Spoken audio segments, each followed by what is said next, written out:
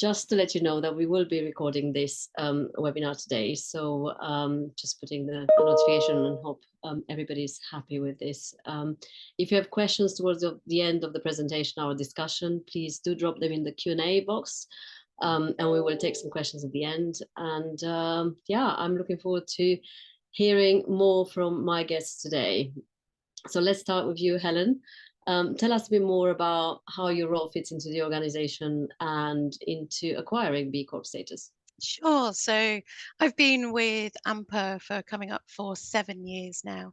And AMPA are a professional services organisation. And we have within our group of brands, we have Shakespeare Martineau, which is a multidisciplinary law firm, along with Mayor Wynne Baxter. Becoming a B Corp is something that has been long held for us as an organisation since 2019 as we were evolving as a group. And it was part of my role in my culture and responsible business capacity, working with our CEO to be able to bring that to life, Sarah Walker Smith. For what I do is really truly making sure that for our business, we truly live our purpose as who we are. We have a really authentic culture in how we're reflecting ourselves, and it's truly lived to the values of our organisation. And likewise with our sustainability commitments as being a responsible business, we make sure that we are very, very aspirational and keeping us realistic in the ambitions that we are setting every 3 years and the goals and the actions that we take every year to make sure that we are not only taking great progress to our communities and our people and our stakeholders, but that we are making that progress and that we're increasing that bar year on year, which does keep me busy really within my role at AMPA Group, particularly across the brands that we have. In terms of us achieving B Corp, as I say, we started that in 2019, and we were really proud to have achieved our status last year in January 23. So we're celebrating our first year of being a B Corp, which has been a learning journey, shall we say. Well, luckily, all the lessons are quite recent, which is why it makes this session quite unique, because actually Obelisk as well is a relatively newbie to the B Corp family. But that does mean that all the wonderful pain of acquiring the status is very fresh in our minds. So on that note, I'm introducing Dan, who very much led the way at our end to acquire that. So do you want to tell us a bit more about your involvement and your role at Obelisk, Dan? Yeah, of course. Hello, everyone. So I'm the product owner here at Obelisk, which involves our bespoke software, which we use in order to match consultants with clients for legal roles. But as Dana mentioned, I was heavily involved with the B Corp project and our certification that we achieved in August of last year. So we're a little bit younger than you, Helen, but in roughly around the same time. And the process started similarly for us back in, I think it was November 2022. So looking at about a 9 or 10 month process that involved us obtaining a lot of documentation and a lot of information that were relevant to the process, but also relevant to the values that we hold. So here at Obelisk, as part of our message and what we try to achieve is to provide legal consultants and lawyers who want to work as consultants with an alternative way of working. So we champion those values in terms of flexibility and providing people with other opportunities for work. And I think that's the message that B Corp is really on top of as well, and tries to push through the values that it promotes. So we felt that it was something that aligned with what we wanted to do and how we go about doing things. So it was, as you mentioned, it was a tough journey. It was difficult. It's not an easy journey, but that's what makes it worthwhile. But yeah, it was something we thought that was good both for the business and good for ourselves in terms of how we can grow and embody what we believe in. Oh, great. Well, we will go to the beginning of the journey, I think, because I remember when we announced we became the 11th legal business to acquire B Corp status. To be honest, I was very surprised that there were so few in the legal sector. So that's maybe something we can explore a little bit, although I know there's more interest now, and we had a couple more that came through. But overall, we're probably fewer than 15 businesses in the legal sector who actually managed to get this certification. So that feels, like there's a massive opportunity for a lot of businesses to come and join us. And there's only about 1,500 or 1,800 in the whole of the country. So it feels like we are very much part of a kind of group of committed businesses, but not a very, very large group. And obviously, the whole movement started in the States, and it's kind of traveled over here. So maybe that's one of the reasons it's not originated here. But let's go back to kind of the motivations of even applying and going into the impact assessment, which primarily tells you if you don't score 80%, 80 points out of 150, I think, then you can't really progress to the next stage. So should we go into that? Dan, I'll come to you first about the excitement of seeing the points add up to see whether we qualify to actually even submit the initial impact assessment, which is the gateway to starting your application. Yeah, so as Dan was mentioning, the impact assessment is a set of various questions within five areas that range from governance to environment and all that's in between. So really, it was something that you start off doing. I'm sure Helen will say as well, and you tally up your points and you answer your questions as you think they apply, and then you go through the verification process and you get grilled and you get all these questions. How do you prove your answers? So that's when you start to see the points start to change slightly. But it was very positive for us. I think when we initially did it, we had points in the high 90s and we ended up with a score of about 91. So it was good to see really that the way in which we gauged our answers to the questions didn't change a lot as part of the process and the certification. So we had a few different stages where we were required to provide documentation, as I was saying earlier. So that taught us a little bit as well in terms of, okay, what do we have? Is it up to date? Do we need to go back and refine this? So even the certification process in itself, I think, is something that helps you develop. Because it's not just about saying, okay, what do we have? There we go, all done.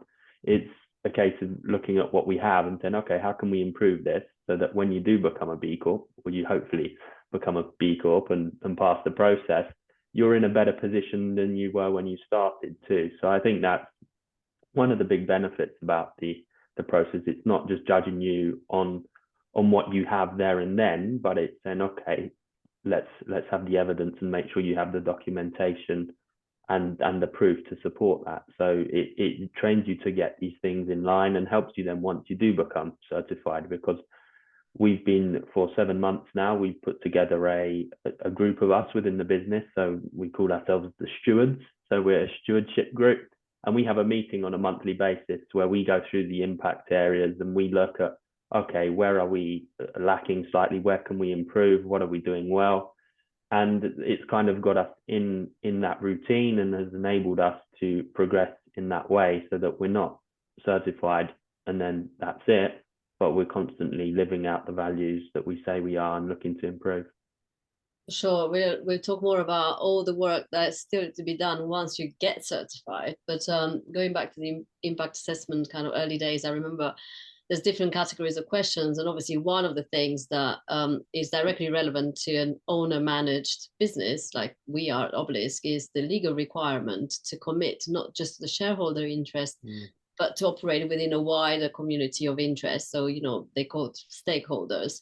So I wonder at your end, Helen, because obviously for us, that kind of, that requirement was relatively straightforward because I was incredibly committed to making sure we went for the certification and that we got it. So the legal requirement change wasn't a particular big obstacle, but I know from other companies, especially when they have a very dispersed kind of shareholder base, for example, or I don't know how it works in partnerships, that kind of commitment around a wider stakeholder group, not just the shareholder group, can be quite heavily negotiated. How did you find that, and any other aspects of the categories of questions that were required for the initial impact assessment? Did you find any one of them challenging, or were they just as expected? Yeah, that's a good question, Donna. So I think for our stakeholders, for us being a membership where we have approximately 149 partners that are owners of our group, we started the communication as part of our conversations in 2019, as part of our shadow board when we're forming our strategy for AMPA Group in the next 5 years. And for us, we were asking with our shadow board and our members, saying, what does the next 5 years look like? How do we know when we've truly made and delivered the things that we're setting out to achieve? And what are we going to be putting in our tablets of stone, as we called them? And we've had a long held culture within Shakespeare Martineau, and also now as AMPA, as we've grown into the group, that we have a really good sense of cultural identity. We are very clear on how we're creating more equity within our diversity and inclusion ambitions, and how we're tracking forward our responsibilities to our communities and to the planet. For us to kind of, I think, develop our own confidence, because we've had feedback for over the many years of the things that we have been doing was quite good. So we thought, well, to know that we've truly made it, to be able to achieve a B Corp status would be that aspirational thing for us to be aiming for and to achieve within the 5 years. And that kind of set us on course with our stakeholders in that conversation of, what is it? What does it involve? I want to understand a bit more about it. That we collectively, there was never any significant debate and no negative debate within our partnership or our organisation. We recognised the benefits that it came. We already operated as a business for good in the fact of the responsibility we have to our industry and to our clients and our communities, that it was almost more of an education conversation rather than a decision of actually pacing forward with it. So I couldn't have asked for a better membership in that way, to be able to have that go through. Naturally, when you get to that point that you have to enshrine it in your membership agreement with our wonderful lawyers, they're going to have to look at it, read it, digest it and understand it, and ask those necessary questions, which, working within the law, you're absolutely used to doing so. But it was really seen as a positive approach to that.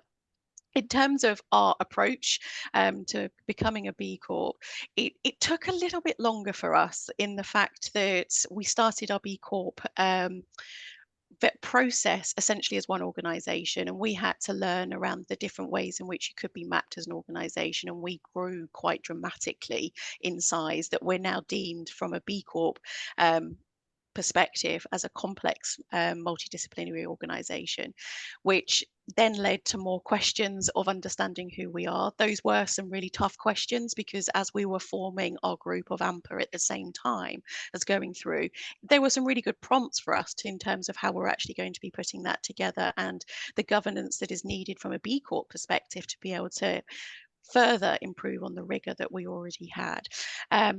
That took time in terms of understanding. B-Lab UK, which is the organisation in the UK that supports individuals becoming a B Corp, were fantastic in the support that they provided, in that ensuring that we were clear on what does that mapping mean and why those additional questions were needed.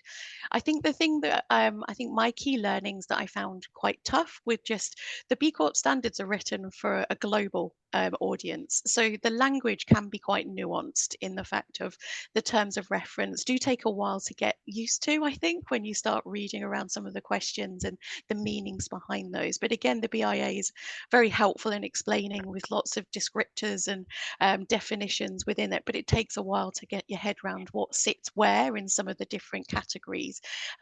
And where those points are going to be attributed to. For how we do things within our business, we have them in different places, and you had to learn to be able to navigate some of those pockets, but nothing unsurmountable. It's just an element of getting used to. And I think for anybody that's considering becoming a B Corp, there is a new intermediate course or a new introduction to B Corp course that is run by B-Lab that I would highly recommend individuals going through, to be taught some of those terms of reference and definitions that would really help.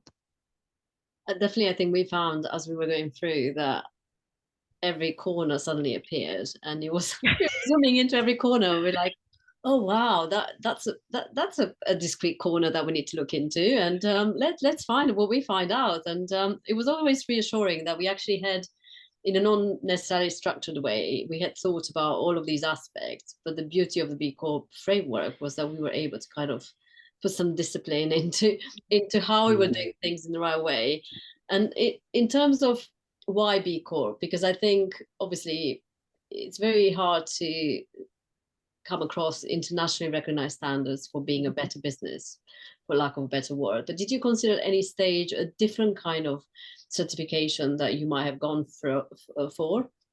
Yeah, we did look at a variety, and I think that's where you can really get dazzled, because I think from the last count, there's about 15,000 in the global different standards, and there's sort of 10 well-known other standards outside of B Corp, and you could have the Carbon Disclosure Project. So there's more governance-based different frameworks, but I think the thing that we found a little frustrating is that there's only a select few outside of B Corp that cover every aspect of social and environmental. And then from a people perspective, that we didn't want to have multiple frameworks. We wanted to keep it simple. For us, B Corp seemed more logical, and also the really important piece for us culturally, it aligned better with our organization. It was easier for us to align with our responsible business ambitions and how we actually bring it to life within the AMPA group, but also to make it more tangible for our clients and also for our teams as well, in the fact of how do they contribute and how they can get involved within the global network of being a B Corp. So, we considered it for sort of a short period of time, but B Corp for us was always the one that we thought was going to be the best benefit for us.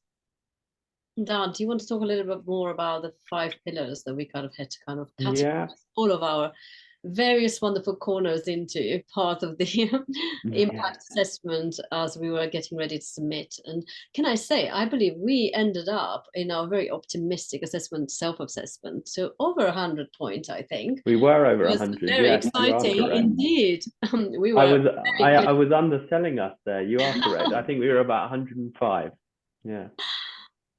But no, the 5 impact areas, as I mentioned earlier, we have governance, environment, and then within that, you've got things such as workers, community, and customers. So they are the 5 main areas as part of the assessment and how it's been structured in recent years. And I think within that, understanding what they meant. So as you mentioned, Helen, you have certain ideas yourself and within the business as to how you would structure these things. But using that framework that the B Lab provides as part of the BIA, I think has helped us too in order to structure things internally within the business. So how we measure these things and how we judge these things. So I think within them, certain things apply differently. So for example, for us, community is particularly important given the emphasis we place on building a community with our consultants and clients.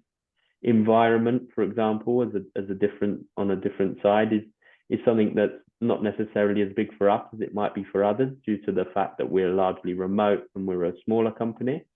So as you were mentioning again, Helen, there's an element of the assessment that's, I think, designed for certain companies in certain areas, in certain jurisdictions compared to the UK. So there is that element when you go through some of the questions in some of the areas. Okay, how does this apply to us? How can we make this apply to us? And understanding the definitions. But one thing that the B Lab organization do very well is define those. So they give their own definitions within the assessment. So you can be sure to understand them and see how they work and how you can come to the correct answers. And then we pressed the button and the impact assessment went and there was a bit of silence. And we weren't quite sure because very often I get asked, how did you find the process? How, what were the stages? And so now let's go into the kind of, you're in to the kind of B Lab side of the assessment, and then you're waiting for the analyst to be assigned. And then a few questions come back, but then the real kind of meaty bit is the verification process. And who wants to start on the delightful verification process and how that happens? Yes, go on. I'll jump in quick. So as I was saying earlier, really, this was another part of when you're getting the grilling and you're getting all these questions for the evidence and the documentation to support what you've said. It's a process that involves quite a lot of back and forth as well. So I would say it probably takes up the majority of the time in terms of the assessment. So you can get everything together first. That does take a bulk of the time, but then there's the waiting as well as you go through this. for them to check, for you to take the time to provide what's needed as well. There might be that you don't have certain things, so you need to get that together and get it in order. So it's quite a tough and rigorous process, the verification stage, that culminates with the verification call, where you have a final discussion, and really that determines whether you will be certified. And how many points you lost, or maybe how many Yeah. you gained. So there is a bit of a roller coaster, because you're not quite sure which way it's going, because you're doing your best, but you're still not sure about how the verification will land. So how did you find it, Helen? It was tough. It was a roller coaster of emotions for sure. We kept a little spreadsheet with all of our submitted BIA, and as it was tweaking, we were continually working on the progress, regardless of going through the verification anyway, because you don't stand still with these things. So we were using that to understand some of the changes that we anticipate going through from verification and the assessment stages within the, achieving the accreditation. For us, I think one of the things I think B-Lab struggled with was taking the time to get to know us, and they really did, in fairness. From a cultural perspective, they would ask us, have you got a policy on? Have you got rules on? And we are low on rules and policies as an organisation. We try and have guidelines and statements that support our people to be making adult choices for the best benefit of the business and for their teams. And that's where they took the time to get to know us, rather than having a set policy for absolutely everything, which just wouldn't be in keeping for who we are. And for them to get around how we work in a high performance environment without appraisals did take a little while for them to get their heads around, and some of the things of how we bring them to life in our personality and culture. But I think once we crossed that bridge and understanding who we are and sort of the different ways in which we worked, it was seamless in terms of understanding and being able to gather that data and where things would fit in each of those places through the assessment. I don't think there was much emotional support for us in the fact of oh God, we might have lost a few points, but also we've gained points, because you are so invested up to that moment, having spent quite a lot of hours putting your BIA together, that this is a bit of a moment when you get called up to go through that. And that is something that it does feel like there is a lot resting on it, but they do hugely want to be able to support you and be able to take you through that assessment piece. When we went through to the next stage, there was an element of repetition, because again, that's from, instead of a B-Lab UK individual, that goes to the global team that again are wanting to be supported and understanding your culture and how that transpires from a global standard. And they do really push you to try and understand not only more of the detail, but what else you are planning to do post you becoming a B Corp, and how that will feature in your B Corp improvement plan, which again was quite rigorous and quite testing in terms of the couple of days that we had for each of those stages, but was actually very useful in taking it forward for our improvement plan. Yeah, and I think they were generally quite good at time management and kind of, anticipating and letting you know how long to expect for certain stages, which was actually quite reassuring. Yeah. I think for us, one of the things I found as a support group was actually other B Corps who were very happy to share their journey and to explain how they found it. And I found that kind of collaboration across the B Corp community before you were even part of it really reassuring and really, really nice. It felt like it's, you're really joining a kind of family of like-minded organizations. So that was really a lovely thing to feel, even before that. If you reached out to a couple of B Corps and you said, well, how did you find it? Everybody was very welcoming to say, well, this is how it was for me, but it was enough to kind of reassure you that it won't be an impossible obstacle to surmount. So definitely, I think it was nice to feel part of the family without yet being part of the family. But now we are in the family. Here we are. So let's talk a little bit more, because time is just flying when you're having fun. So now we've let's pass the verification, because we all got our little certification and accreditation, and we've now hopefully embarked on the post B Corp stage. So how do you find your culture has changed, and what impact has it actually had for your organization that you are now B Corp? For us, I think our culture hasn't fundamentally changed from where we were. I think the thing that has massively dialed up as an organization is pride. So from where I sit at the start of it would be that tablet of stone of that thing for us to achieve, to recognize the work that we have done.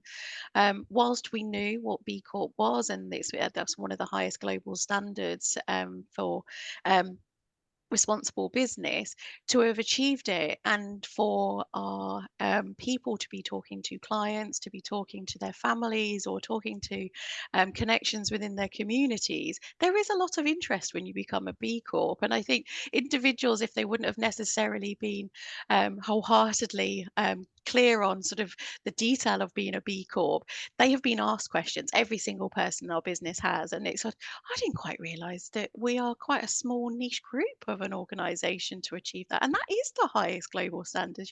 Yes. And what did we do to achieve that? Everything that we have set out within our responsible business ambitions and how we evolved at culture in the last 4 years has contributed to that. Nothing different. And that's pretty, that's, I'm really proud of that. And that has been the most lovely and really heartwarming and really rewarding, I think, for us all.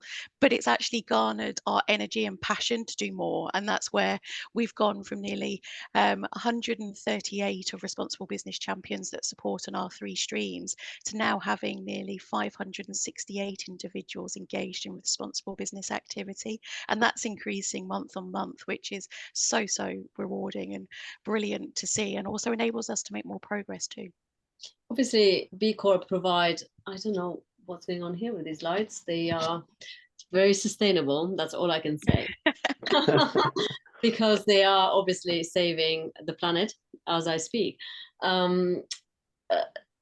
What did you do to equip the team to be able to communicate around B Corp status? Because you talked about how part of your role is internal comms. What kind of tools did you give them to be able to kind of carry the pride beyond your organization? So we did several things. So we have a bit of a help sheet that describes what a B Corp is and how it links to our responsible business ambitions that individuals can use to refresh themselves. We also run quarterly learning sessions that are really well attended for anybody within our organization. It's a chance to be able to go through how they can access the Beehive, which is effectively an online LinkedIn for all B Corps that you get access to when you become a B Corp. And also to be able to connect with peers as well, that we have used to be able to connect. And we have also had many conversations within each of our brands and within our business teams as well, for them to be having that connection not only to their strategy, but the connection to how they contribute within their communities and the difference that they are making. And having those conversations has been very useful.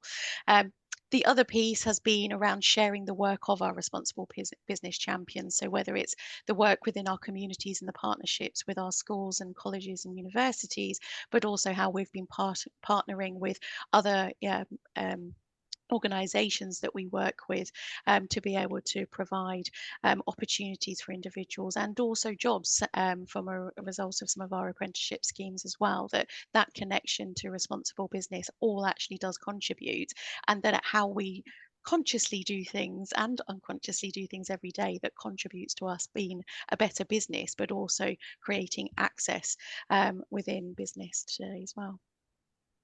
What about our end, Dan? Because you are in the driving seat with the stewards.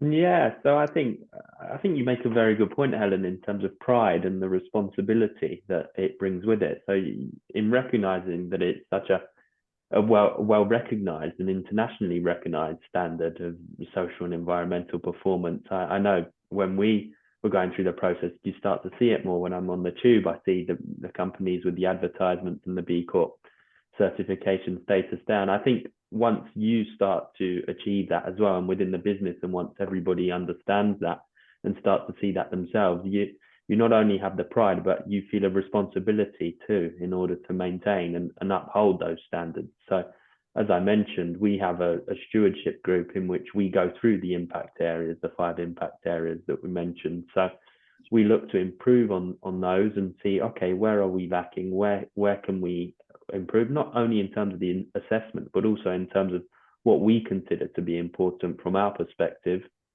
that aligns with the values and the things that B Lab prioritize and promote. So that is a big focus of ours. Of course, March being B Corp month as well. Earlier this month, we did a walk in order to raise some money for charity. We're looking to potentially do a volunteering day later in the year as well. So it's given us a chance to think about those things that you might otherwise not be at the forefront of your mind. It's something that you want to do, but by having it there as kind of a guiding compass, you by going back to every month and looking, okay, what can we do here? What are some possible suggestions? It makes it that little bit more real, and it makes sure that you are following and you are embodying the values, because I think it's probably easy for a lot of companies to achieve the certification and think, okay, that's it, we're done. But it's not that. It's about following the values that B Corp uphold, that the B Lab uphold, and that are promoted through the BIA, and that you want to uphold those values too, because you have the impact report that you have to produce every year. You recertify every 3 years. So it's not a case of standing still. It's a continuous growth plan as well and project. So I think it's really important to recognize that. And I think that's something that we've done within the business. I think also, it's great to be part of a small group of companies that are committed, but wouldn't it be amazing if this was a way in which we all did business, right?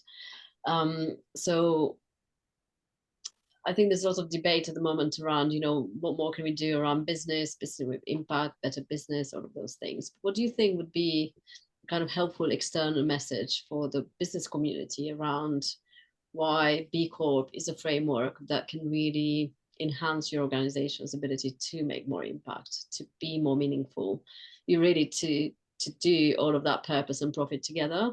Because there's still a bit of tension out in the wider world. And also, I think because we're in the legal sector, it's surprising that there's not more companies and law firms and organizations that are coming through committed to show that they can do purpose and profit together. So what are your views around how can we use, if you like, our role as role models externally for other organizations to follow suit?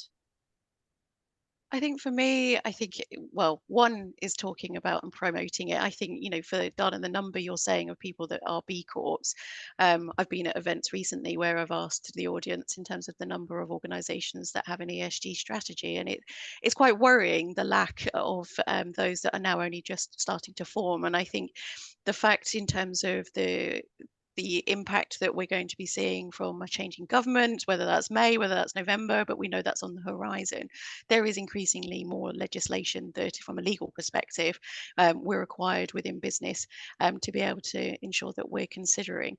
We also have a responsibility in business, and I think that's one thing that all of us in the UK do need to take a consideration on, and the impact that we do have, and how we are taking steps forward to limit the impact that we're having, and how we're creating space and creating a culture of inclusion within our organizations. For those that may think that B Corp is not necessarily for you right now, the first step to consider is the Better Business Act. And that's where they're seeking to change the Section 172 of the Act. Of the Business Act, to be able to change in how we do business, to have consideration for people, planet, and for also our communities. I think one of the other aspects is that to be a purposeful business means that you can't be profitable. B Corp means that it's a for-profit entity. At the moment is a point of difference. It isn't a race, and it shouldn't be a race.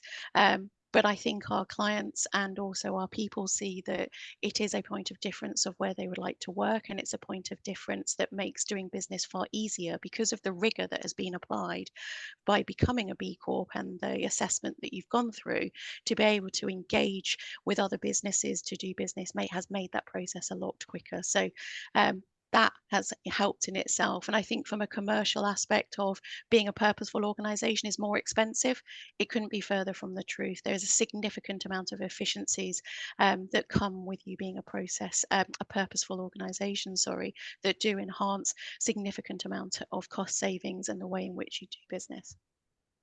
Actually, that's a very good point, because I think part of us looking through every corner, Dan, we also killed some things that we didn't know we were doing, but they were completely unnecessary. So Yeah. over to you, from an efficiency point of view, actually has made us more lean and more streamlined. Yeah, it streamlines everything. I think you realize where you can cut things that aren't necessary, where you're necessarily giving a lot of time and attention and resource. And I think it comes back to kind of that dichotomy between purpose and profit, that they don't have to be on either end. They can work together, and that's what the BIA shows, and B Lab is here to show. So it's I think it's very important to promote that and make sure that that is emphasized, because I know now how it's made a difference to us in terms of we work with three other B Corps now. So it's something that enables you to build that wider community. And once that message grows, which it is within the B Lab community, and hopefully further, I think that's something that will align most businesses to get on board with these values and this way of working, because it's not a case of having to have one or the other. You can merge them together, and it's important that we emphasize that, and it's important that we highlight that. Yeah, because when you look at a period of time that it's taken us to get from pressing the send button, but obviously there was quite a lot of work to assemble even the impact assessment to try and get a score of over 80, and then all those months, probably was over a year, and in your case slightly longer, Helen. So you just think, wow, I mean, how can I deploy resource dedicated to a process of certification? What's the win? And obviously that's where the community can come in and be very supportive, because they can communicate the wins. It really makes a difference to employees in these businesses. As you say, they do feel the pride, they do feel the commitment, they do care about caring about the right things around us, right? So it's a really, the time is well spent, and actually the cost benefit is way multiples of that time spent. So, and it's a great learning process for the organization. I really feel by going through, we matured and we were more confident, as you said, around, we knew what we were doing, and actually we also knew that we were doing the right things. And then we had the confirmation at the end, and that felt really good. So I've put in the chat a message. If anybody has questions, please do not shy away, do ask, because we only have about 3 or 4 minutes left of this session. So now is your time, if you have any questions, to ask my guests. But I will continue to ask questions in the meantime. What about the lawyers in your business, Helen? How do they find working a B Corp? Because obviously regulated individuals and within a regulated framework. Do you think it's changed anything around how they work as lawyers?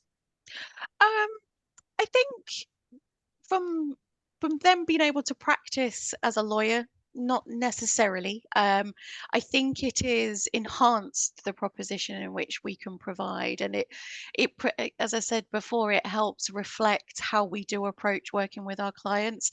We really truly are focused on having long-term partnerships and working within the communities that we operate in. So, whether it's any niche areas of any particular aspects of the law and some of the clients that we're working with, we're not doing it to deliver on that specific area of need or that specific problem or challenge that they're needing support from a legal services perspective to be navigating.